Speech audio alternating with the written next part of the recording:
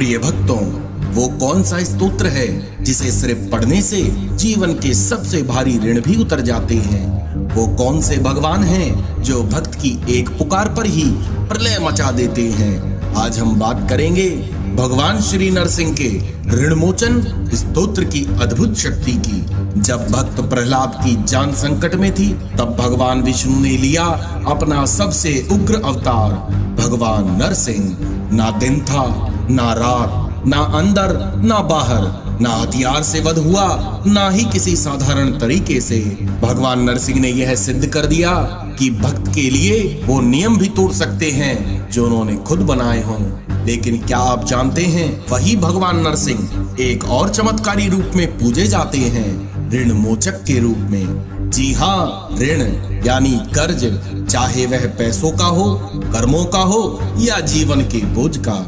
यह स्तोत्र एक अत्यंत गुप्त स्तोत्र है जिसे बहुत ही कम लोग जानते हैं। मान्यता है कि इसे स्वयं भगवान शिव ने ब्रह्मा जी को बताया था। जो भी भक्त इसे सच्चे मन से पढ़ते हैं या श्रवण करते हैं, उसके जीवन में आर्थिक संकट दूर हो जाते हैं। इन शब्दों में छिपा है एक कंपन, एक ऊर्जा जो हमारे कर्म बंधन और ऋण को काट देते हैं। कई साधक कहते हैं इस स्तोत्र का रोज 11 दिनों तक पाठ करने से चमत्कार हो जाते हैं। अगर आप भी जीवन के किसी ऋण से ग्रसित हैं या कोई भारी मानसिक बोझ महसूस करते हैं, तो एक बार इस स्तोत्र का जाप करके देखिए। यह सिर्फ एक पाठ नहीं, यह एक शक्ति है, एक आशीर्वाद है भगवान नरसिंह का।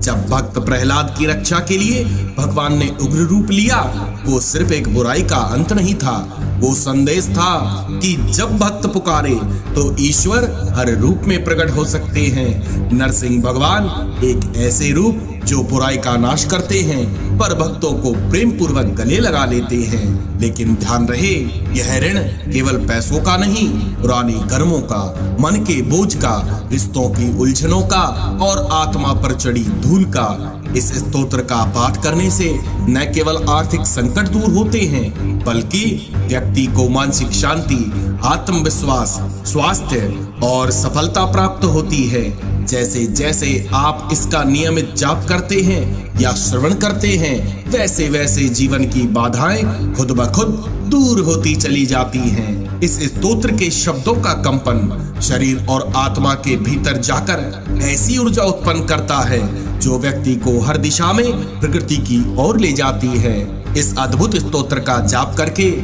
आप अपने जीवन में नई ऊर्जा, सकारात्मकता और स्थायित्व ला सकते हैं। आज ही इसका पाठ शुरू कीजिए और अपने जीवन का इसे हिस्सा बनाइए। न जाने भगवान नरसिंह कब आपकी पुकार सुन लें। वीडियो अगर पसंद आया हो तो इसे लाइक करें, कमेंट में जय नरसिंह, हमारे चैनल को सब्सक्राइब करना न भूलें। तो चलिए अब श्रद्धा भाव से हम इस स्तोत्र का पाठ आरंभ करते हैं। ओम श्री गणेशाय नमः। ओम देव कार्य सिद्ध्यर्थम समस्तंभं समुद्भवं श्री नरसिंहं महावीरं नमामि ऋणमुक्तये। लचम्यालिंगितं वामांगं भक्तामनावरदायकं श्री नरसिंहं महावीरं नमामि ऋणमुक्तये। अंत्राम्लादरं शंखं गदाचक्रयुधधरं श्री नरसिंहं महावीरं नमामि ऋणमुक्तये। स्मरणात् सर्वपापघ्नं वरदं मनोवाञ्छितं श्री नरसिंहं महावीरं नमामि ऋणमुक्तये। सिंहनादिनाहतं दारिद्र्यं बन्धमोचनं श्री नरसिंहं महावीरं नमामि ऋणमुक्तये। प्रह्लाद वरदं श्रीशं धनः कोशः परिपूर्तये श्री नरसिंहं महावीरं नमामि ऋणमुक्तये।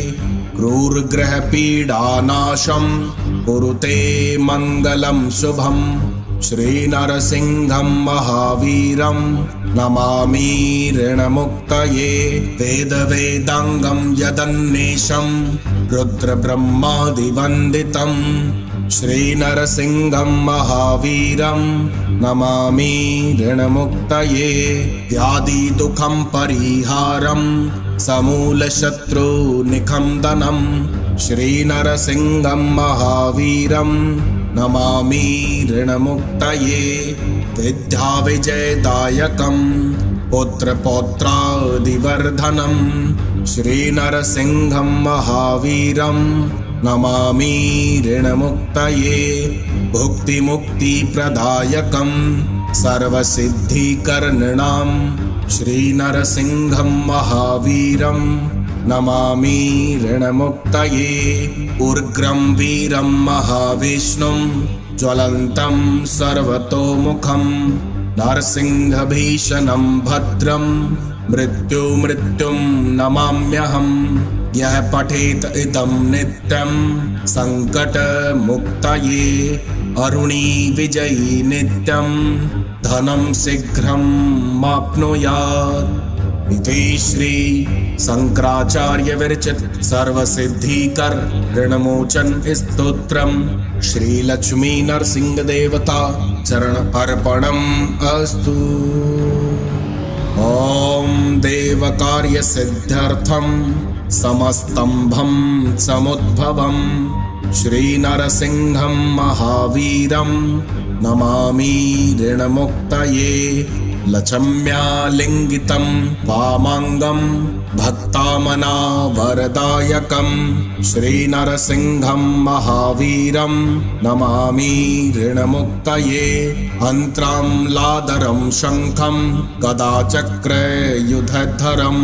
श्रीनरसिंहं महावीरं नमामि ऋणमुक्तये स्मरणात् सर्वपापघ्नं वरदं मनोवाञ्छितं श्रीनरसिंहं महावीरं नमामि ऋणमुक्तये सिंहनादिनाहतं दारिद्र्यं बन्धमोचनं श्रीनरसिंहं महावीरं नमामि ऋणमुक्तये प्रह्लादवरदं श्रीशं धनः कोशः परिपूर्तये श्रीनरसिंहं महावीरं नमामि ऋणमुक्तये क्रूरग्रहपीडानाशं कुरुते मङ्गलं शुभं श्रीनरसिंहं महावीरं नमामि ऋणमुक्तये वेदवेदाङ्गं यदन्वेषं रुद्रब्रह्मादिवन्दितं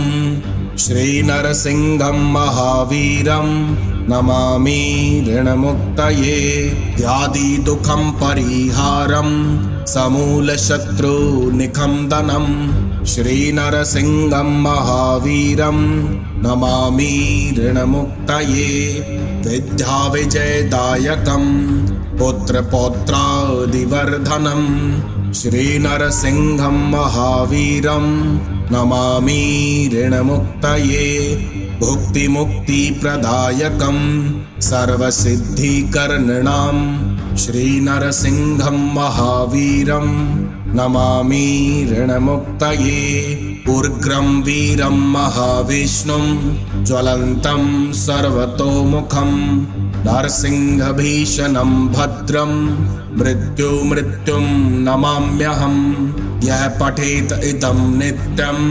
सङ्कटमुक्तये अरुणी विजयी नित्यं धनं शीघ्रं माप्नुयात् इति श्री शंकराचार्य विरचित सर्वसिद्धिकर ऋणमोचन स्तोत्रम श्री लक्ष्मी नरसिंह देवता चरण अर्पणम अस्तु। ओम देवकार्य सिद्ध्यर्थम समस्तंभं समुद्भवं श्रीनरसिंहं महावीरं नमामि ऋणमुक्तये लचम्यालिङ्गितं वामाङ्गं भक्तामनावरदायकं श्रीनरसिंहं महावीरं नमामि ऋणमुक्तये। अन्त्राम्लादरं शङ्खं गदाचक्रयुधधरं श्रीनरसिंहं महावीरं नमामि ऋणमुक्तये। स्मरणात् सर्वपापघ्नं वरदं मनोवाञ्छितं श्रीनरसिंहं महावीरं नमामि ऋणमुक्तये। सिंहनादिनाहतं दारिद्र्यं बन्धमोचनं श्रीनरसिंहं महावीरं नमामि ऋणमुक्तये। प्रह्लादवरदं श्रीशं धनः कोशः परिपूर्तये श्रीनरसिंहं महावीरं नमामि ऋणमुक्तये। क्रूरग्रहपीडानाशं कुरुते मङ्गलं शुभं श्रीनरसिंहं महावीरं नमामि ऋणमुक्तये। वेदवेदाङ्गं यदन्वेषं रुद्रब्रह्मादिवन्दितं श्रीनरसिंहं महावीरं नमामि ऋणमुक्तये। व्याधिदुःखं परिहारं समूलशत्रुनिखन्दनं श्रीनरसिंहं महावीरं नमामि ऋणमुक्तये। विद्याविजयदायकं पुत्रपौत्रादिवर्धनं श्रीनरसिंहं महावीरं नमामि ऋणमुक्तये। भुक्तिमुक्तिप्रदायकं सर्वसिद्धिकर्णिणां श्रीनरसिंहं महावीरं नमामि ऋणमुक्तये। उग्रं वीरं महाविष्णुं ज्वलन्तं सर्वतोमुखं नरसिंहभीषणं भद्रं मृत्युं नमाम्यहम्। यः पठेत इदं नित्यं सङ्कटमुक्तये अरुणी विजयी नित्यं धनं शीघ्रं माप्नुयात्। इति श्री शंकराचार्य विरचित सर्वसिद्धिकर ऋणमोचन स्तोत्रम श्री लक्ष्मी नरसिंह देवता चरण अर्पणम अस्तु।